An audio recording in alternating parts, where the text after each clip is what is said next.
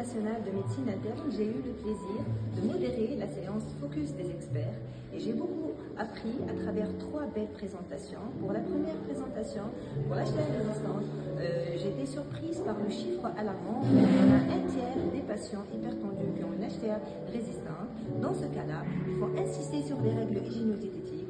Il faut optimiser le traitement et donc l'optimisation passe par l'augmentation des doses, d'accord, pour la trithérapie et il faut changer ou remplacer les diurétiques thiazéniques par les lavanites et par les lavanites. Par rapport à la deuxième présentation, j'ai beaucoup appris à travers les thérapies cycliques, sont des nouveautés thérapeutiques qui améliorent le pronostic de plusieurs pathologies associées aux hyper- et aux hydrophilies.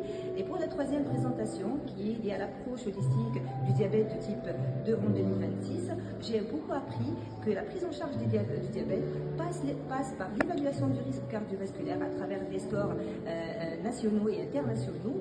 Et il faut dépister systématiquement la maladie rénale chronique qui constitue un facteur de risque cardiovasculaire important. Il faut aussi s'acharner à évaluer la fragilité osseuse et à calculer le risque de chute chez ces patients fragiles et indiquer les biphosphonates quand il le faut. Et bien sûr, il faut finir par mettre à jour le statut vaccinal des patients diabétiques pour éviter le risque infectieux et améliorer le pronostic de ces patients. Et merci beaucoup encore une fois.